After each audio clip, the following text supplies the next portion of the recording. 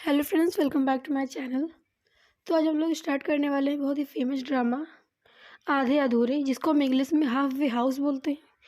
जिसके राइटर हैं मोहन राकेश, एक बहुत ही अच्छे राइटर हैं, प्ले राइटर हैं। तो उनके द्वारा लिखी हुई आधे अधूरे की समरी को हम डिस्कस करेंगे इस वीडियो में। तो चलिए हम फटाफट से वीडियो को स्टार्ट करते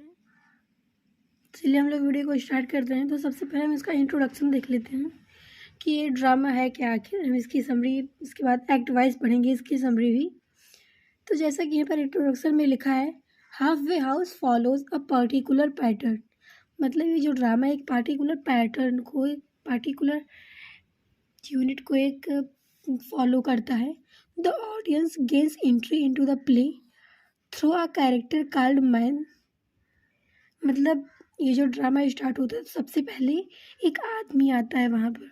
तो वहीं पर लिखा है कि जो ऑडियंस होते हैं वो इस प्ले में एंट्री करते हैं, प्रवेश करते हैं थ्रू अ कैरेक्टर, एक कैरेक्टर के जरिए, जिसको मैन बोला गया है। कोई नाम नहीं यहाँ पर उसका दिया गया है, बस मैन बोला गया है।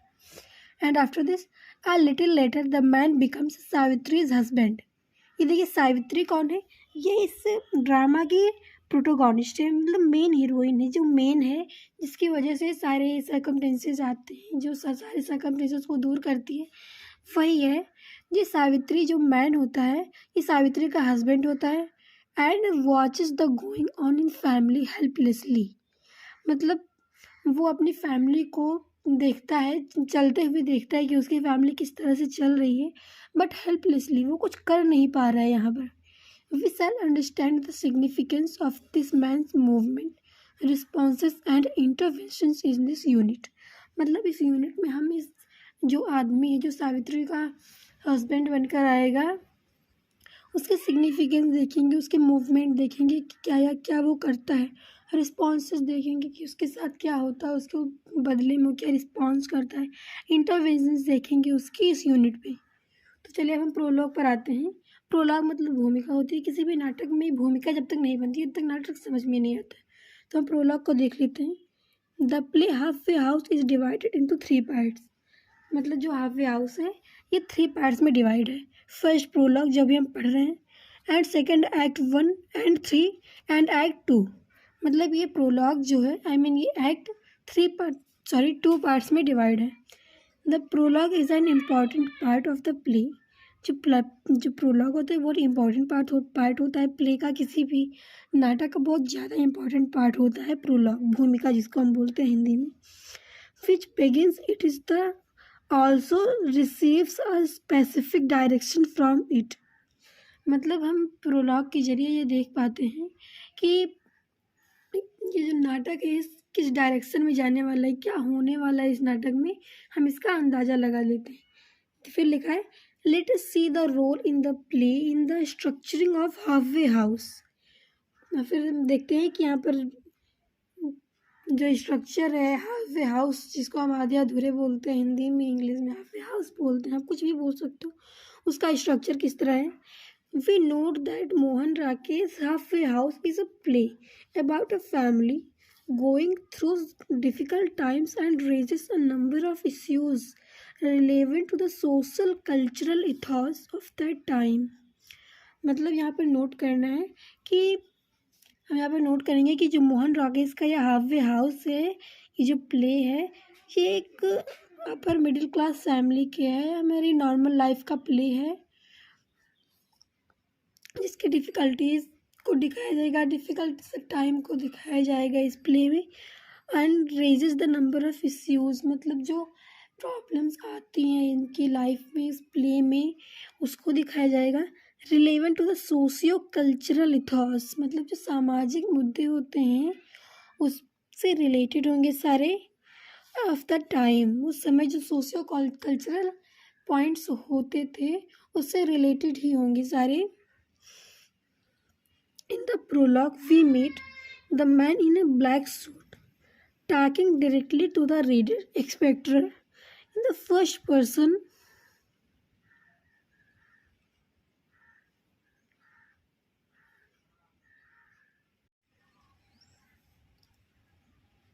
and making general observation on life। मतलब ये जो प्रोलॉग है स्टार्ट होता है तो हमें एक आदमी से मिलेंगे जो ब्लैक सूट में आएगा यहाँ पर। सबसे पहले ब्लैक सूट में एक आदमी की एंट्री होगी, talking directly to the readers spectator, मतलब जो वहाँ पर ऑडियंस बैठे होंगे, जो रीडर्स होंगे, वो डायरेक्टली उनसे बात करेगा। इन द फर्स्ट पर्सन में बात करेगा, मतलब डायरेक्टली बात करेगा, कोई अदर पर्सन नहीं होगा, सेकेंड पर्सन पे बात नहीं हो रही है यहाँ पर, वो अकेले बात करेगा, खुद से ऑडियंस से बात करेगा। And making general observation of at life, और लाइफ पर एक जनरल ऑब्जर्वेशन करेगा। At this point the man wearing a black suit is a both an actor and a character who talks about the various roles he is going to play in the unfolding drama। मतलब ये जो आदमी आता है यहाँ पर black suit में, वो बहुत सारे रोल्स करेगा यहाँ पर। In fact he comes across first as an actor and then a character to the play. मतलब यहाँ पर ये पहले आता है ड्रामा को बताने के लिए कि ड्रामा क्या है, तो एज अ एक्टर आएगा and after then as a character in play में आएगा। He creates a link between the performer and performance and the audience, and for this reason is a figure similar so that a सुधारक sutradhar the introducer of a play in a traditional Indian drama. मतलब ये जो आएगा, ये character, ये actor आएगा, ये एक लिंक क्रिएट करेगा परफॉर्मर के बीच में और परफॉर्मेंस के बीच में। मतलब जो लोग परफॉर्म कर रहे हैं कार्यक्रम को और जो कार्यक्रम है उसके बीच में एक लिंक बताएगा the audience, and for this reason audience को एक लिंक बताएगा कि क्या क्या संबंध है उसके बीच। And for this reason is a figure similar to the sutradhar, एक सूत्रधार के रूप में ये नाटक आगे बढ़ेगा। The introducer of a play in traditional Indian drama, मतलब ये जो प्ले है बिल्कुल ट्रेडिशनल इंडियन ड्रामा की तरह है। फिर apart from this role the actor assumes in the prologue he also enact the characters of Mahendranath, Singhania, Jagmohan and Juneja in the text. मतलब ये जो आदमी आता है पहले प्रोलॉग में, एक ब्लैक सूट में आता है ये आदमी, ये देखिए कौन कौन से रोल करेगा। महेंद्रनाथ का करेगा जो सावित्री का पति होता है इस नाटक में, सिंघानिया जो सावित्री होती है, जो बाहर काम करती है, जिस ऑफिस में काम करती है, उसका बॉस है सिंघानिया, और जगमोहन उसका पहले का बॉस है, मतलब अब वो बॉस नहीं है, पहले उसका बॉस था। एंड जुनेजा, यहाँ पर जो महेंद्रनाथ है वो जुनेजा का बहुत अच्छा दोस्त दिखाया जाता है इस नाटक में। Indeed it is an innovative method in drama where one man plays 4 different roles. यहाँ पर देखिए इस ड्रामा में दिखाया जाएगा कि एक आदमी कैसे अलग अलग डिफरेंट रोल्स को कितनी बखूबी निभा रहा है। Nevertheless it is not a mere technical point.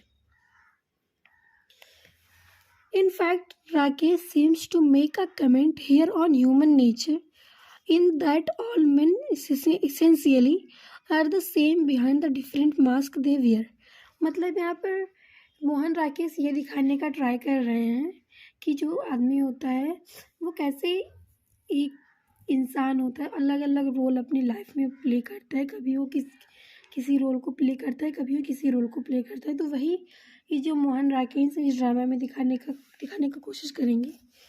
फिर लिखा है the man in a black suit informs the reader और spectator that he does not have a well defined role in this play.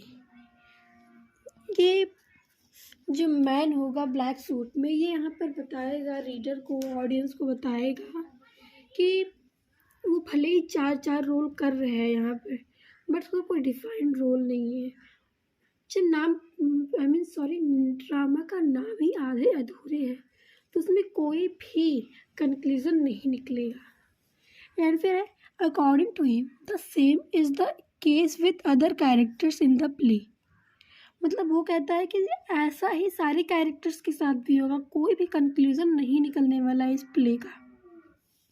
ये प्ले कंटिन्यू होते होते ही बीच में ही stop हो जाता है। He makes a statement here sunning the expectations of the audience who would hope to see a play that is well performed with a determined structure. मतलब यहाँ पर वो बोलता है कि ऑडियंस इस बात की होप ना रखे, यहाँ पर वो क्लियर कर देता है कि ये जो नाटक है इसका कोई डिटरमाइंड स्ट्रक्चर, एक स्ट्रक्चर नहीं है, बस एक अपर मिडिल क्लास जो फैमिली होती है उसके प्रॉब्लम्स को, उसके डिफ़िकल्टीज को दिखा रहा है ये नाटक. एंड फिर the man further suggested that the play itself undefined. मतलब ये बोलता है, ये आदमी प्रोलॉग में जो आता है, पहले भूमिका जो अब बनाता है इस नाटक की, वो बोलता है कि ये जो नाटक है अपने आप में अनडिफाइंड है, इसका कोई परिभाषा ही नहीं है, इसीलिए तो मोहन राकेश ने इसका नाम आधे अधूरे रखा. So he goes on to ask the essential question, who am I? And to this he answer is, I am the man who bumped into you by chance in the street. फिर यहाँ पर जो आता है, जो इंसान black suit में आता है ऑडियंस के सामने सबसे पहले स्टेज पे, वो पूछता है ऑडियंस से कि मैं कौन हूँ. आप लोग इसका आंसर नहीं दे पाएंगे, तो बताता है I am the man who bump into your chance in street. मतलब मैं वो आदमी हूँ, मैं वो सिंपल सा आदमी हूँ जिससे आप गली में चलते हुए टकरा जाते हैं, आप कहीं भी मिल जाते हैं, फिर पलट कर आप देखते भी नहीं कौन है, मैं वो अनजान आदमी हूँ आप सबके लिए. और फिर बोलता है, commenting on the nature of the play, he clearly tell us that it is because of me that is the play does or don't evolve and that he is responsible for all happenings in the play. तो यहाँ पर ये जो man आता है, जो unnamed, इसका कोई नाम नहीं दिया गया है यहाँ पर, वो पहले ही ऑडियंस को बता देता है कि यहाँ पर जो इस प्ले में जो भी सर्कमस्टेंसेस आएंगी, जो भी डिफ़िकल्टीज आएंगी, वो सारी कहीं ना कहीं मेरी वजह से ही आएंगी. और फिर बोलता है, he explores alternative situations when the women in the play could have a different set of values, but later conclude that in any case of play would have remained the undefined. मतलब इस play में जो women होगी वो सब कुछ करेगी, but फिर भी जो रोल होगा हर एक कैरेक्टर का वो अनडिफाइंड ही होगा, कोई कंक्लूजन नहीं निकलेगा. और फिर यहाँ पर लिखा है that as it exists in the present state. ये जो प्रेजेंट स्टेट थे उस टाइम को, उसको एग्जिस्ट कर रहा है, इसको दिखा रहा है. फिर लिखा है, finally he encourage the reader and spectator to give a suggestion on the problem raise in the play. मतलब वो यहाँ पर एक आइडिया दे रहा है ऑडियंस को, रीडर्स को दे रहा है आइडिया कि क्या क्या होने वाला है प्ले में.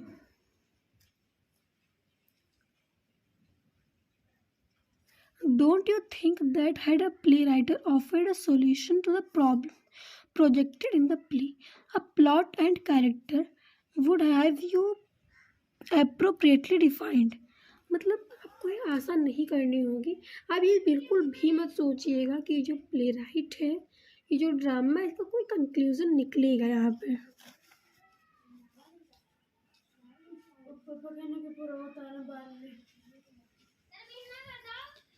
In answer, one may see that Mohan Rakesh consciously leaves characters, complex situations, and issue midway, halfway at that way, without probing them further.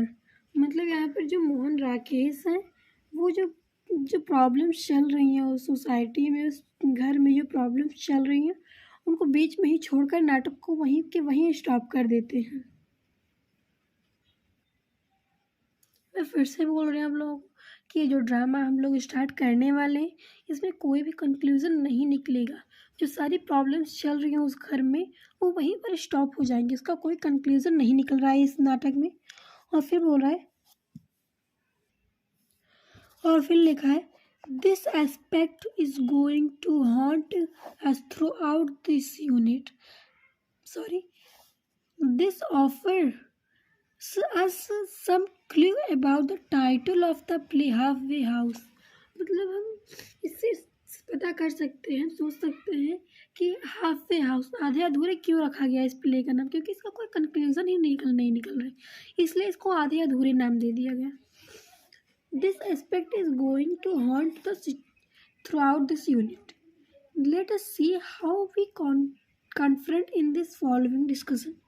First, we take up Act 1 of the play and the compare it of from the point of view of marriage, family, etc. मतलब हम यहाँ पर सबसे पहले Act 1 से start करेंगे और हम देखेंगे, कंप्रीहेंड करेंगे कि क्या क्या होता है एक मैरिज में, एक फैमिली में क्या क्या सर्कमस्टेंसेस आती हैं, वो सारा हम इस एक्ट में देखने वाले हैं। Act 1 हम लोग स्टार्ट करेंगे नेक्स्ट वीडियो में।